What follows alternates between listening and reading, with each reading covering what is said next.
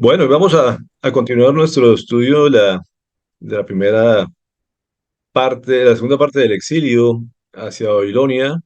Aquí vamos a entrar en el estudio de los mensajes de Dios a través de los profetas. Ya hablamos de Jeremías, todo el mensaje que nos dio con el profeta Jeremías. Ahora vamos a mirar eh, parte del mensaje que dio Ezequiel y Daniel. Y es interesante ver cómo el Señor utilizó profetas en todos los periodos y en todos los exilios también. Vimos como el profeta de Jeremías, básicamente Dios lo dejó todo el tiempo en la tierra de Israel. Y a Ezequiel fue de los primeros que sacó, básicamente, y que utilizó en esta segunda parte del exilio, en el segundo contingente, podríamos llamarlo de esa manera. Así que vamos a mirar lo que el Señor utilizó a este profeta. La forma que lo hizo siempre le habló a través de visiones y le daba unas visiones bien ilustrativas. De alguna manera fue muy figurativa las palabras, los mensajes que dio el profeta Ezequiel, y es de los textos que creo que poco se estudian y se leen en, en la palabra. Así que vamos a entrar a mirar lo que el Señor habló a través de este profeta Ezequiel. Empecemos a mirar dónde le dio el mensaje en Ezequiel 1:1. Dice: en el día quinto del mes cuarto del año 30, mientras me encontraba entre los deportados a orillas del río Quebar, los cielos se abrieron y recibí visiones de Dios. Entonces, como vemos, ahí escribe el lugar donde el Señor le empieza a mostrar lo que quiere que el pueblo se entere. Dice que es a orillas del río Quebar. Ya está básicamente en el viaje a través entre Israel y Babilonia. El capítulo 3, capítulo 26 al 27 nos dice: al cabo de los 7 días, el Señor me dijo lo siguiente: yo haré que se te pegue la lengua al paladar y así te quedarás mudo y no podrás reprenderlos por más que sean un pueblo rebelde. Pero cuando yo te hable, te soltaré la lengua y le advertirás. Así dice el Señor omnipotente. El que quiera oír, que oiga; el que no quiera, que no oiga, porque son un pueblo rebelde. Y es interesante cómo el Señor utiliza un mensajero y lo deja mudo inicialmente. Cuántas cosas uno quisiera de pronto decir, compartir a un pueblo, como dice, que le está eh, pues dando un castigo merecido. Pero es interesante cómo el Señor los primeros días lo deja mudo y que básicamente le dice: de todos modos, este es un pueblo rebelde que poco escucha, y que yo te voy a decir en el momento exacto cuando debes hablar. Creo que uno, cuando ve una visión de parte del Señor, pues lo más lógico es que empiece uno a querer compartirla. Sin embargo, el Señor hace que se abstenga y lo deja mudo por unos días. En versículo 21 y 22, perdón, estaba diciendo el mouse,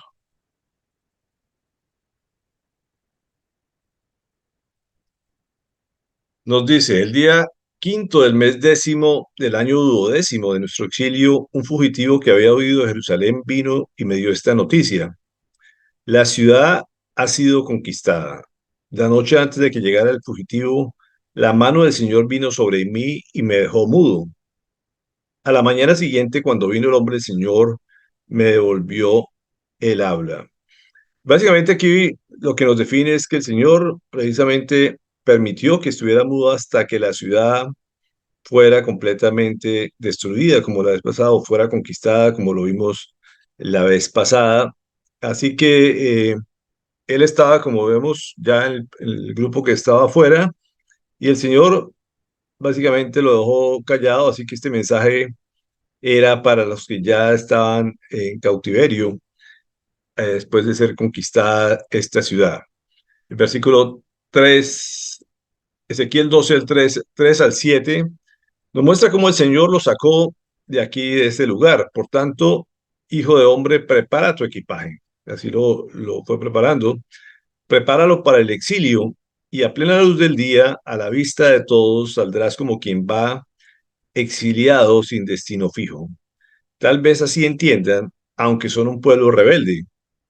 Saca tu equipaje a plena luz del día, a la vista de todos, y al caer la tarde, ponte en marcha, a la vista de todos, como quien va al exilio. También en presencia de todos, abre un boquete en el muro y sal por ahí con tu equipaje. Al llegar la noche, mientras todos te estén viendo, ponte en marcha con el equipaje al hombro. Cúbrete la cara para que no puedas ver la tierra, porque de ti he hecho un presagio para el pueblo de Israel. Hice lo que se me había mandado y a plena luz del día saqué mi bagaje como quien va al exilio.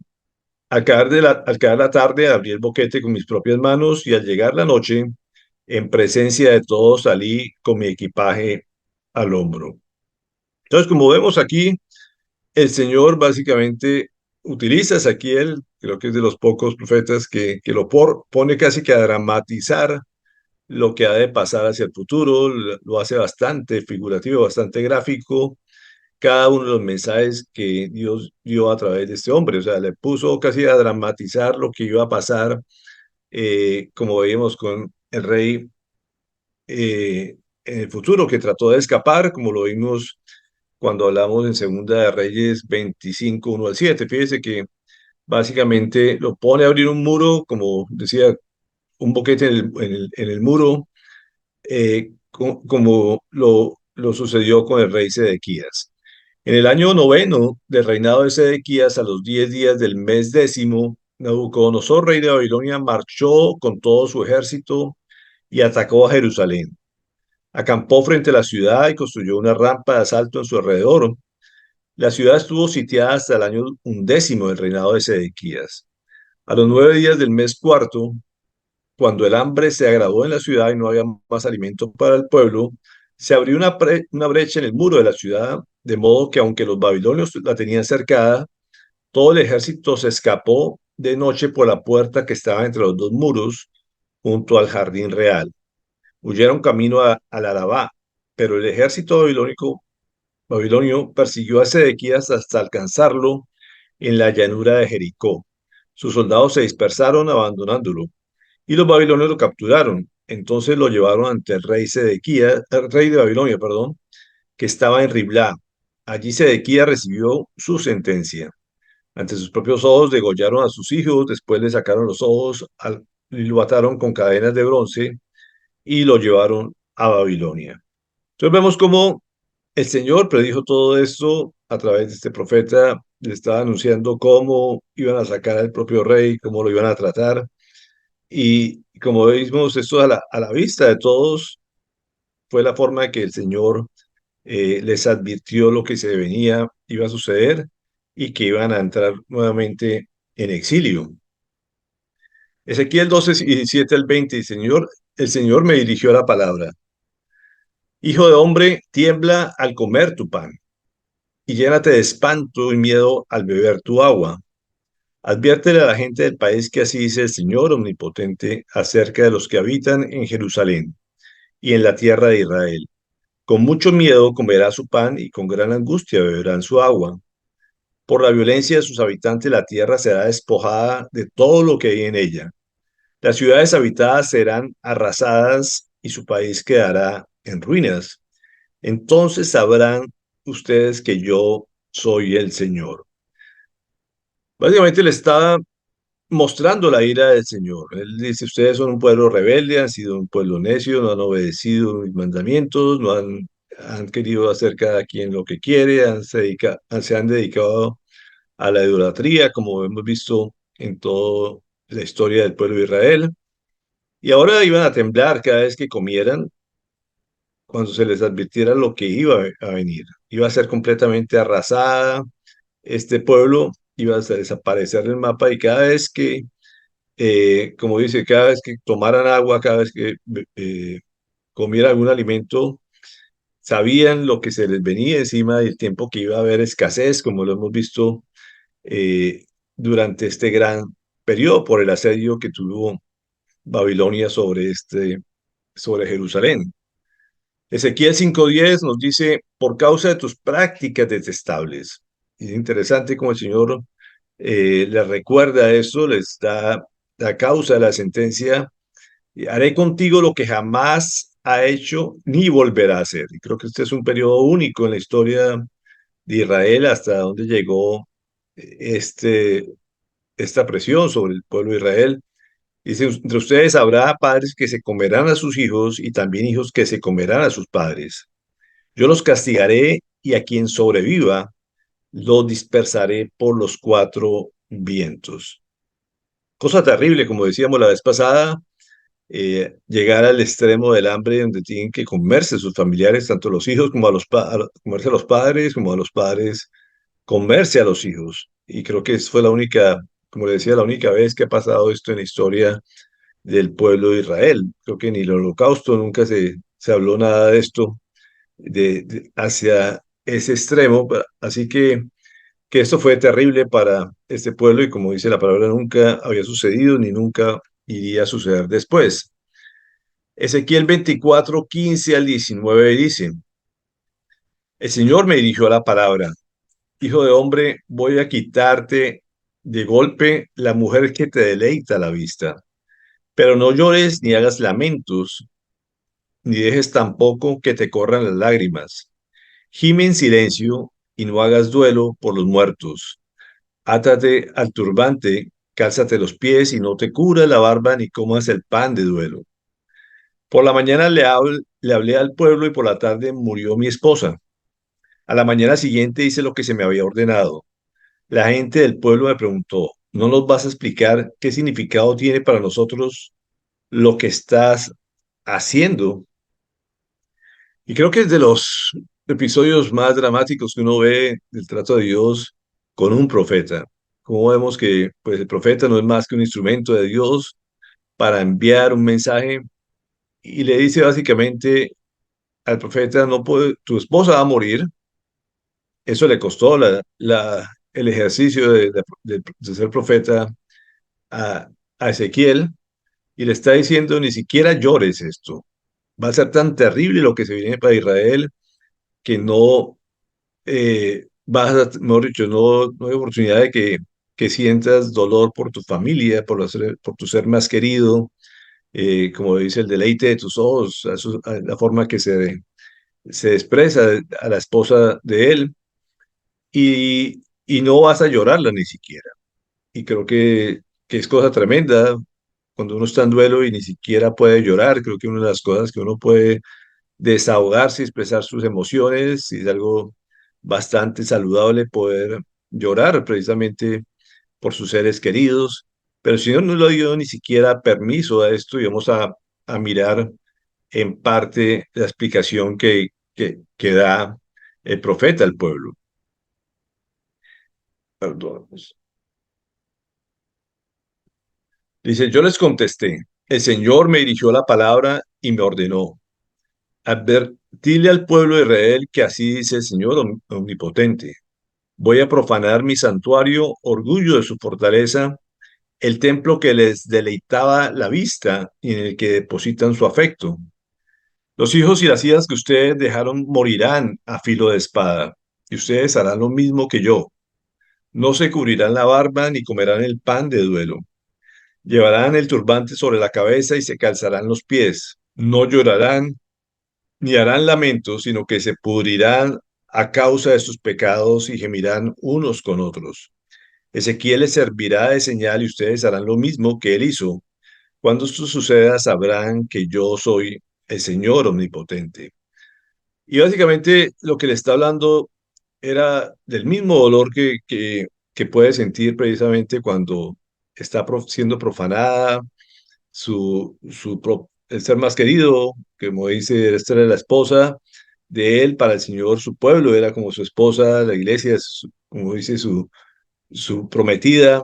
Así que lo que decía, no tienen derecho ni siquiera a llorar lo que más apreciaban por todo el mal que se han hecho, por todo el dolor que han generado al Señor.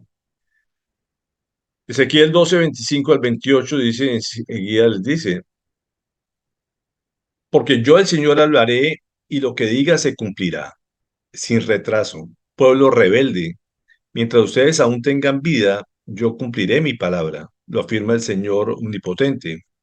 El Señor me dirigió la palabra: hijo de hombre, el pueblo de Israel anda diciendo que tus visiones son para un futuro distante y que tus profecías son a largo plazo. Por lo tanto, adviérteles que así dice el Señor omnipotente: mis palabras se cumplirán sin retraso, yo cumpliré lo que digo, lo afirma el Señor omnipotente. Como vemos, es una afirmación de parte del Señor. A veces es difícil comprender todos los tiempos del Señor. La gente pensaba que esto iba a ser para un largo tiempo. Todo el mundo a veces quiere saber las fechas exactas para saber cuándo van a suceder las cosas. Como hemos dicho, lo que debemos siempre comprender es que el Señor siempre cumple lo que dice. No importa los tiempos, creo que la mayoría de veces les sorprende qué tan cerca están. Hay gente que cada vez que lee, oye o escucha una profecía piensa que es para otras generaciones, para otras épocas. Y lo que el Señor nos manda es que siempre estemos aguardando, siempre estemos atentos y estar en condición aceptable a sus ojos para cuando Él haga cumplir la profecía. Así que todas las palabras del Señor se cumplen, no importa lo que uno crea que se demora o qué tan rápido lleguen o qué tan lejos, lo cierto es que el Señor al final siempre cumple. Así que no es, como habíamos hablado, no es tanto ponernos a mirar en qué momento van a suceder, sino más bien estar preparados para el momento que el Señor decida que van a suceder. Versículos 23 y 24 le dice: adviértales también, ya vienen los días en que se cumplirán las visiones, pues ya no habrá visiones engañosas ni predicciones que susciten falsas expectativas en el pueblo de Israel. Y esto de alguna forma era una forma directa, hablando de todo lo que los demás profetas decían, como les habíamos visto la vez pasada. Siempre han existido los falsos profetas y personas que dicen: eso no va a suceder, eso se demora o se va a demorar, o le dice a la gente lo que quiere escuchar: todo va a ser pasajero, no va a ser tan grave. Pero el Señor es el único que nos muestra la realidad de las cosas y a quien tenemos que creerle. Así que, como vemos, siempre hay profetas que buscan falsas expectativas hacia el pueblo. Vamos a mirar también otra de las profecías que el Señor le da. Perdón. Ezequiel 22:23 dice: el Señor me dirigió la palabra: hijo de hombre, dile a Israel, tú eres una tierra que no ha sido purificada ni mojada por la lluvia en el día de la ira. Como leones rugientes que despedazan a la presa, hay una conspiración de profetas que devoran a la gente, que se apoderan de las riquezas y de los objetos de valor y que aumentan el número de viudas. Sus sacerdotes violan mi ley y profanan mis objetos sagrados. Ellos no hacen distinción entre lo sagrado y lo profano, ni enseñan a otros la diferencia entre lo puro y lo impuro. Tampoco le prestan atención a mis sábados y he sido profanado entre ellos. Los jefes de la ciudad son como lobos que desgarran a su presa, siempre están listos a derramar sangre y a destruir vidas con tal de lograr ganancias injustas. Los profetas, blanquea, todo lo blanquean mediante visiones falsas y predicciones mentirosas. Alegan que lo ha dicho el Señor omnipotente, cuando en realidad el Señor no les ha dicho nada. Los terratenientes roban y extorsionan a la gente, explotan al indigente y al pobre y maltratan injustamente al extranjero.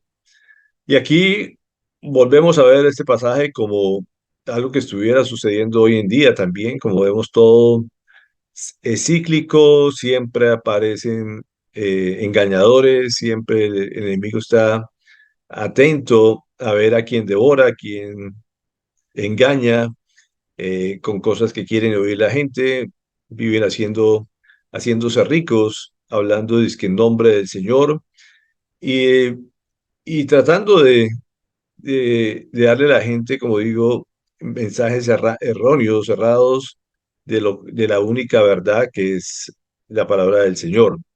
Y esto no solamente sucedía en esta época de Israel, como hemos visto siempre la misma estrategia de parte del enemigo, tratar de engañar y devorar a la gente. Así que, pues tenemos que ser muy atentos, tenemos que conocer la palabra para no caer en errores. Siempre vemos que al final eh, Dios clama por la justicia, clama por la tierra, clama por atender bien al extranjero, como dice, todos los que pisan tierra de Israel deben recibir el trato justo, y así lo ha mostrado en todas las generaciones. El Señor siempre ha defendido a todo el que honre y viva en Israel. Así que esto es algo que tenemos que estar bien atentos porque el Señor siempre va a reclamar que amemos a todos los demás que estén a nuestro alrededor también. Ezequiel 22, 30 al 31 dice, yo he buscado entre ellos alguien que se interponga entre mi pueblo y yo, y saque la cara por él para que yo no lo destruya, y no lo he hallado. Por eso derramaré mi ira sobre ellos, los consumiré con el fuego de mi ira, y haré recaer sobre ellos todo el mal que han hecho. Lo afirmaré el Señor omnipotente. Y qué triste es ver esta realidad, que el Señor tenga que buscar quien se pare en la brecha. Esto quiere decir alguien que verdaderamente sea radical en todas las cosas que el Señor ha mandado, que, como dice él, que se interponga entre el pueblo y el Señor, que sepa clamar, que pueda pedir misericordia entre su pueblo, pero nadie, absolutamente nadie dice aquí que encontraba con este perfil, alguien que esté dispuesto a morir por su pueblo o a dar la vida por sus hermanos de sangre. Así que esto es triste de todos modos, ah, que en esta generación no hubiera nadie que estuviera parado, como dice en la brecha, defendiendo la palabra del Señor. Versículo 16, Ezequiel 8, 16, 17 dice, me dijo, hijo de hombre, ¿ves esto? Tan poca, tan poca cosa le parece a Judá cometer tales abominaciones, que también ha llenado la tierra de violencia y no deja de provocarme. Mira cómo se enardecen pasándose por la nariz sus pestilentes ramos. Por eso voy a actuar con furor, no les tendré piedad ni compasión. Por más que me imploren a gritos, no los escucharé. Como vemos, esto eh, es algo que se repite constantemente dentro del pueblo de Israel, por la provocación al Señor, adorando a otros dioses, dándole la honra y la gloria a otros dioses, que es lo que se veía aquí, mostrando no solamente el desprecio ante el Señor, sino también la violencia entre sus compatriotas. Esto es algo que es una constante a través de todos los tiempos de este pueblo rebelde, como dice. Y el Señor dice que por eso no les escuchará sus gritos de ayuda.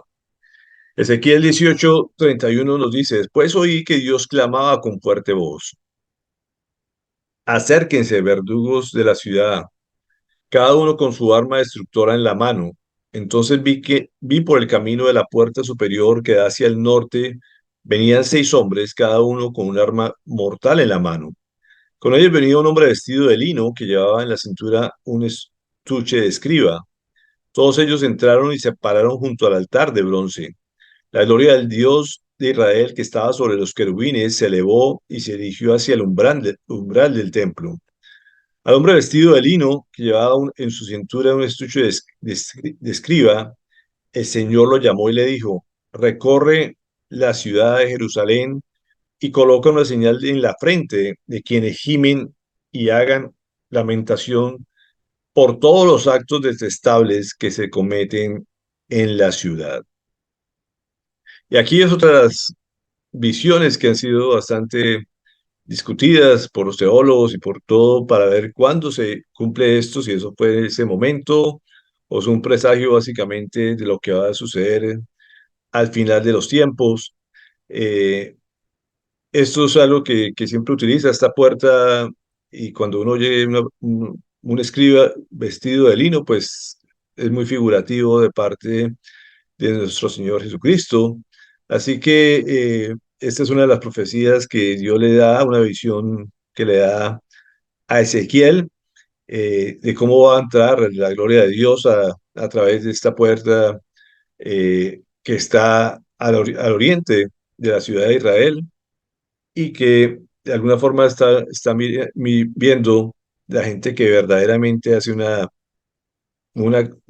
o claman por justicia o claman por la ciudad, como debemos estar siempre orando por Israel, como lo estemos estar haciendo en esta época también, orando por Israel, clamando porque Dios tenga misericordia sobre el pueblo de Israel. Así que qué bueno que el Señor nos recuerda siempre de estar clamando y pidiendo por ellos, gimiendo de verdad por todo lo que sucede, como decíamos estos días, con los ataques recientes, cómo la gente permite que se hagan cosas detestables en el propio centro de Jerusalén, cómo se hacían estas fiestas paganas en estos días dentro del territorio de Israel. Y hay que clamar de verdad para que el Señor tenga misericordia de estos ciudadanos, de estas personas que viven allí. Ezequiel 33:11 dice, diles tan cierto como que yo vivo, afirma el Señor omnipotente, que no me alegro con la muerte del malvado, sino que se convierta de su mala conducta y viva. Conviértete, pueblo de Israel, conviértete de tu conducta perversa, porque habrás de morir. Y es interesante que el Señor de verdad todo el tiempo está mirando por la salvación de su pueblo y por la salvación de cada una de las personas. El Señor no se alegra porque los malvados reciban castigo y mueran. Ya sabemos que el Señor siempre vino, fue a salvar a la humanidad, Él no quiere que nadie muera, y cuando habla de muerte es que haya una muerte eterna. Como vemos, a veces permite la muerte física con tal que se salve la persona, y esto es algo que siempre tenemos que tener presente. Lo importante es la vida espiritual, para lo cual el Señor dio su propia vida, para que no eh, tengamos muerte espiritual, muerte eterna, que a esto es lo que se refiere el Señor aquí. Por eso dice, Él siempre llama al arrepentimiento, que nos convirtamos de la mala conducta, de esa conducta perversa que describe aquí, y que, como digo, todos tenemos que estar clamando al Señor, clamando misericordia, gemir, nos debe doler cada cosa que suceda en Israel y sobre todo ver cómo la gente eh, detesta a veces oír la palabra del Señor cuando fue el pueblo escogido para llevar esa palabra al resto de la humanidad. Así que creo que es función nuestra también clamar y llorar por este pueblo que el Señor escogió para traernos la palabra a todos. Segunda de Crónicas 16:9 nos dice, el Señor recorre con su mirada toda la tierra y está lista para ayudar a quienes le son fieles. Pero ahora en adelante tendrás guerras, pues actuaste como un necio. Entonces vuelve y nos recuerda siempre, el Señor ayuda definitivamente al pueblo que es fiel. Al pueblo que no es fiel y que es necio, como lo describe aquí, pues tiene que disciplinarlo, tiene que darle alguna medida para que cambie su conducta. El propósito del Señor siempre es buscar llevar al ser humano al arrepentimiento. ¿Qué hizo en esta oportunidad? Pues sacarlos de esta tierra, tratar de sanar la tierra y al mismo tiempo tratar de que en el exilio, a través de este trato duro, la gente buscara al Señor, se arrepintiera de sus actos y volviera en el tiempo señalado por Él a ocupar esta tierra, pero ya completamente transformados en todo su ser. Así como tuvo el pueblo de Israel en el desierto, también lo tuvo en el exilio para darle un tratamiento y una limpieza general a este pueblo ingrato y rebelde, como dicen. Ezequiel 37, 1 al 14. Es un poco largo, pero ya lo hemos hablado, esta visión que el Señor lo da y tan especial que el Señor muestra su poder, que es la visión de los valles secos, una visión que le dio a este profeta Ezequiel. La mano del Señor vino sobre mí y su espíritu me llevó y me colocó en medio de un valle que estaba lleno de huesos. Me hizo pasearme entre ellos y pude observar que había muchísimos huesos en el valle, huesos que estaban completamente secos. Y me dijo, hijo de hombre, ¿podrán revivir estos huesos? Y yo le contesté, Señor omnipotente, tú lo sabes. Entonces me dijo, profetiza sobre estos huesos y diles, huesos secos, escuchen la palabra del Señor. Así dice el Señor omnipotente, estos huesos. Yo les daré aliento de vida y ustedes volverán a vivir. Les pondré tendones, haré que les salga carne y los cubriré de piel. Les daré aliento de vida y así revivirán. Entonces sabrán que yo soy el Señor. Tal como el Señor me lo había mandado, profeticé y mientras profetizaba se escuchó un ruido que sacudió la tierra y los huesos comenzaron a unirse entre sí. Yo me fijé y vi que en ellos que aparecían tendones y les salía carne y se recubrían la piel, pero no tenían vida. Entonces el Señor me dijo, profetiza, hijo del hombre, conjura el aliento de vida y diles, esto ordena el Señor omnipotente. Vende los cuatro vientos y dales vida a estos huesos muertos para que revivan. Yo profeticé tal como el Señor me lo había ordenado, y el aliento de vida entró en ellos. Entonces los huesos revivieron y se pusieron de pie. Era un ejército numeroso. Luego me dijo, hijo de hombre, estos huesos son el pueblo de Israel. Ellos andan diciendo, nuestros huesos se han secado y ya no tenemos esperanza. Estamos perdidos. Por eso profetiza y adviérteles que así dice el Señor omnipotente. Pueblo mío, abriré tus tumbas y te sacaré de ellas, y te haré regresar a la tierra de Israel. Y cuando haya abierto tus tumbas y te haya sacado de allí, entonces, pueblo mío, sabrás que yo soy el Señor. Pondré en ti mi aliento de vida y volverás a vivir, y te estableceré en tu propia tierra. Entonces sabrás que yo, el Señor, lo he dicho y lo cumpliré, lo afirma el Señor. Y esta profecía tan famosa, ya la estuvimos hablando hace unas semanas sobre esto, cómo el Señor es un Dios de resurrección. Lo que a veces creemos que está muerto, el Señor tiene el poder para resucitar y darle vida y vida eterna. Nuestro Dios es un Dios de vida, un Dios de resurrección, y como hemos hablado algunas oportunidades, para Para morir hay que estar vivos, es lo único requisito, como muy todos sabemos que es una realidad la muerte, pero para poder resucitar hay que morir, y hay que morir a muchas cosas que nuestra naturaleza humana la traemos desde niños, y el Señor hace lo sobrenatural que es darnos vida, y así fue el mismo trato que le dio a Israel. Permitió que así que murieran sus habitantes, pero al mismo tiempo les da una esperanza. Como vemos, no iban a quedar para siempre en el destierro, en el exilio, sino que le está prometiendo que los va a traer nuevamente, que les va a dar nueva vida y que los va a traer a la tierra, a habitar la tierra que Él les escogió.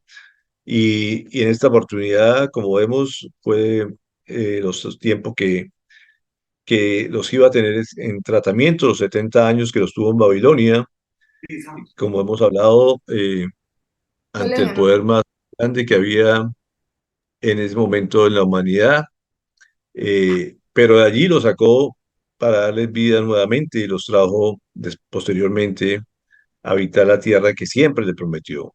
Esto ha vuelto a suceder, como digo, después de esto seguiremos viendo las otras etapas donde fue exiliados nuevamente, dispersos por todas las tierras.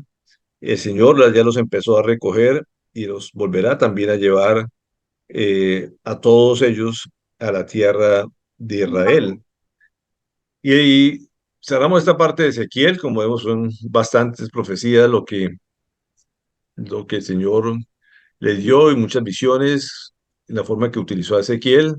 Fue de los profetas bastante activos en esta época del exilio. Y aquí nos muestra la esperanza futura en este último pasaje, Ezequiel 48-35. Nos dice: el perímetro urbano será de 9.000 metros, y desde aquel día el nombre de la ciudad será: aquí habita el Señor, o Jehová Shammah.